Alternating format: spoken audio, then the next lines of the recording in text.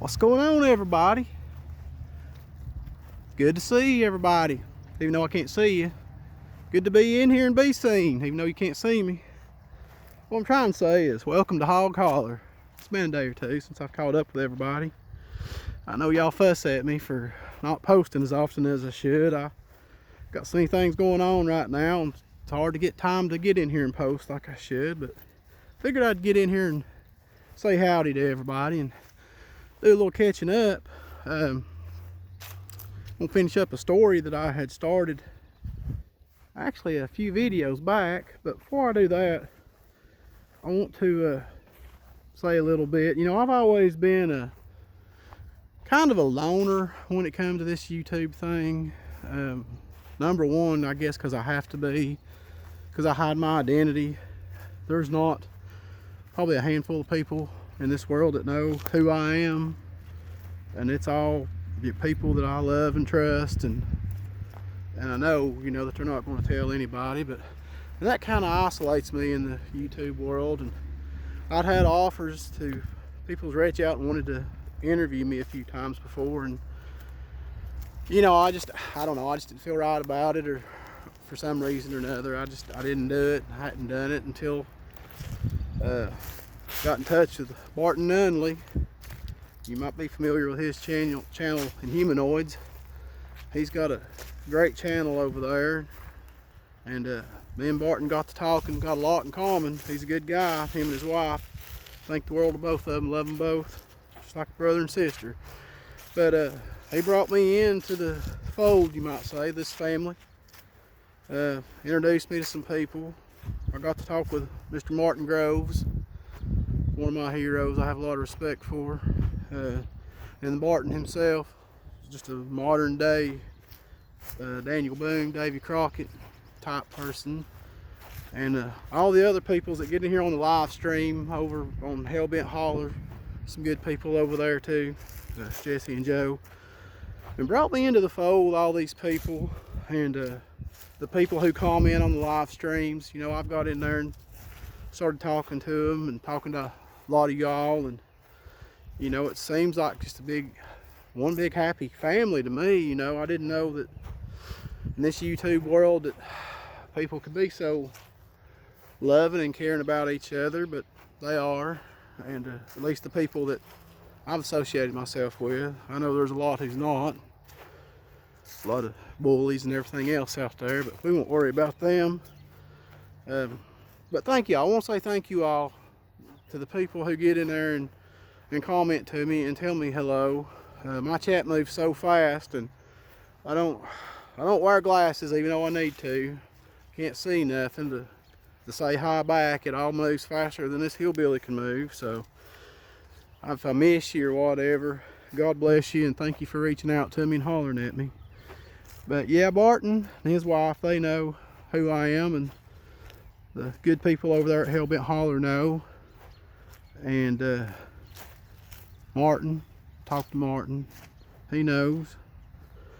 And I've got a special friend out in California who reached out to me, who was going through some things, and I gave her my phone number and stuff and talked to her. Miss Christy, California, hello.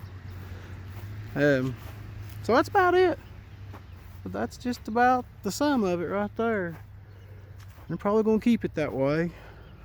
You can count them all probably on a hand and a half anyway. Still have some fingers left. But anyway, get back to this story I'm going to tell y'all. If y'all hadn't heard the story I told about the old cave that's on Dark Hollow Road, this comes from that story. I told about some strangeness that used to go on up in that holler, and somebody wanted me to speculate just a little bit more. I told them that something would walk up and down the roads of the night time. Now I remember my granny telling me that, and if I ain't mistaken, her granny told her about it. But yeah, they would when it would get dark, and it would happen maybe 3 or 4 or 5 times a year. You know, you just never knew when it's going to happen. But there'd be certain nights in the summertime, spring, and people would have their windows open at the night. And when it got dark, sometimes people would hear heavy footsteps going up and down the road. Now keep in mind, the road was all dirt and gravel back then. You could hear the crunch of the dirt and gravel, and these were real heavy footfalls, is what my granny said. Said that you would just hear it, just keep a rhythm, just like it wasn't actually lifting its feet up all the way. Now people thought that whatever this was lived in that cave that I told y'all a story about, but now we don't know for sure if it did or not. They got together and they sealed up that cave. A lot of the men of God, the preachers in the area and the different denominations got together, and they sort of sealed up the mouth of that cave, and the best that I understand, the footprints or the footsteps stopped or got slowed way down. I don't know if they completely stopped. They may have never stopped. They eventually paved that road so you wouldn't hear it nowadays, but yeah, this thing would walk up and down the road of the night, and it would terrify people because you could hear it coming down the road. And it got to be told that if this thing stopped in front of your house, then somebody in that household was going to die. Somebody was going to perish. And this put the fear of God into everybody, because it was happening. What they were saying was happening. Now, it could have been coincidence, could have been something else. Could have been warning, could have been a banshee. I mean, who knows? But if it stopped in front of your house, then you could about guarantee somebody had a few days to live. And this would terrify folks to hear that go up and down the road. And she told me some stories about some people. Of course, she was just a little girl when this was happening.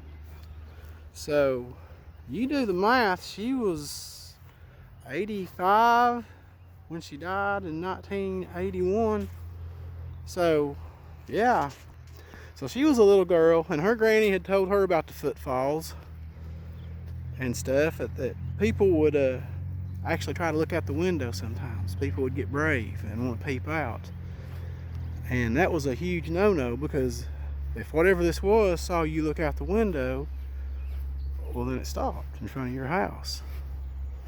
You know, so it was told that there was a couple of people who peeped out, and one of them told that it was a man in a suit, dressed like a preacher, walking down the road in a suit. But he was pale, real pale. But yeah, said that when so-and-so peeped out the window, said lo and behold, saw that guy coming. Well, he got back away from the window, but it didn't matter. That thing stopped in front of his house. Could you imagine hearing the crunch, crunch, crunch of feet coming, and crunch, crunch, and it's in front of your house, and all of a sudden it just silence. It stands there. And then I believe she told me that you wouldn't hear it walk away sometimes, neither. You'd hear it stop, but people never reported hearing it leave. So it was one of her cousins one night who was home, and lo and behold, here come the crunches. She said, now this come from her cousin, and said that it stopped. Sure enough, it stopped. But they thought that it had stopped before it got to her house, that it had stopped on down the road, just the house before theirs. So everybody's sitting there kind of in anticipation, waiting to see if this thing picks up walking again or what goes on.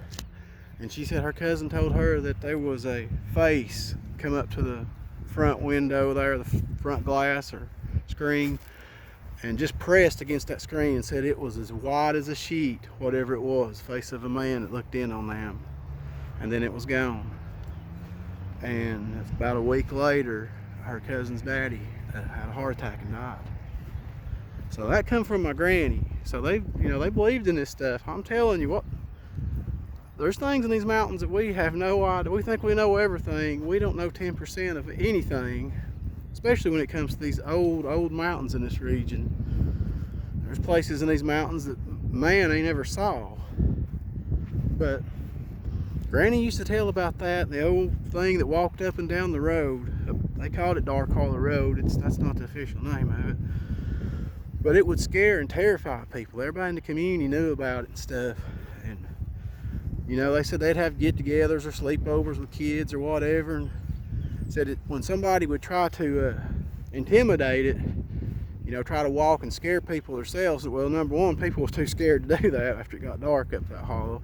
But if somebody did, it just wouldn't, it didn't have the same footfalls.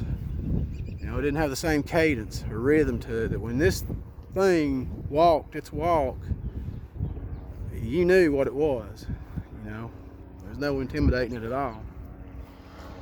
So yeah, that thing, you know, it would come and go periodically, and don't really know that that was connected with that cave. It's kind of funny that the cave was on up in the holler from this, but nobody really knew what this thing was that walked up and down the road, and why it done it, and what its reasoning was, why it just picked that hollow and those people, and if it was there to just warn people of imminent doom that was coming, or could this thing cause that doom? You know, by looking out the window, did that people felt that they were the cause of this? Which I'm a firm believer, when it's your time to go, it's your time to go. But it's just some awful odd coincidences, you know, that would happen. But I couldn't imagine laying there in bed late and hear something coming up and down the road, you know, and you know, you don't have to see it to be afraid of it. Only thing you have to know is, if this thing stops, if I quit hearing this noise and it don't keep going on by, you know, this ain't good for me. So you can imagine just the anticipation of just laying there, hearing this slowly crunch, crunch, crunch go up the road, and pray to God it don't stop in front of my house or look in my window, or if that thing looked in the window on me, I guess I'd pass out. But yeah, that's some scary folklore comes out of these hills, man. Some scary, scary stories. Somebody can make a movie out of that right there with just that one story right there. But, and I said it quit when they sealed the cave up, but I think that actually my granny said, or maybe it was my aunt, said that actually in the 60s that there was two people that claimed to hear it and their neighbors died. So, but yeah, she would tell me when you'd hear this thing walk up and down the road, that, you know, the dogs wouldn't bark at it, the dogs would whimper and cry, and I'll try to get inside the house. The animals, the crickets, the bugs, everything would just get deathly quiet. You know, just like there was some sort of predator around. You know, when you seen it, it was sort of like the banshee. It was predicting death and doom. You know, I told a story about a man who died. Who saw something just like that in the cave story. So if you want to listen to that, you can back up and go over there and listen to that. But yeah, I thought I'd drop this little story on y'all. I was headed home and just swung by here real quick. I'm going to do another video. I know I've been promising the Dennis Martin video, but I had a question and answer with old Barton Nunley over there on his channel on that Inhumanoids. And it was a 2-hour interview. That's the first live interview I ever done. And we talked a lot about the Dennis Martin and the feral men and the goings on in the Great Smoky Mountains and the curse on my bloodline and my family. So if you hadn't heard that, head on over to his channel and check that out. It talks about the people missing in the Smokies and Dennis Martin. I think you all answered a lot of questions on that. People got to ask questions, and I know a lot of y'all want to ask questions and talk to me and stuff, so feel free in the comments to ask whatever you want to, and I usually try to get around to answering them. It may not be right then, but I usually get back at you. Guys, I'm going to get out of here. I'm going to head home. Thought I'd drop that little story off to give you something to think about tonight, or the next time you're somewhere in a cabin out in the country and it's dark and you got the windows open. You think you hear something out there in the bushes crunching around, you'll think of this story. Think about old South Force 10 telling you. Better hope that thing don't stop out there at your window. Guys, I love y'all, and I'll holler at you guys later. Stay safe.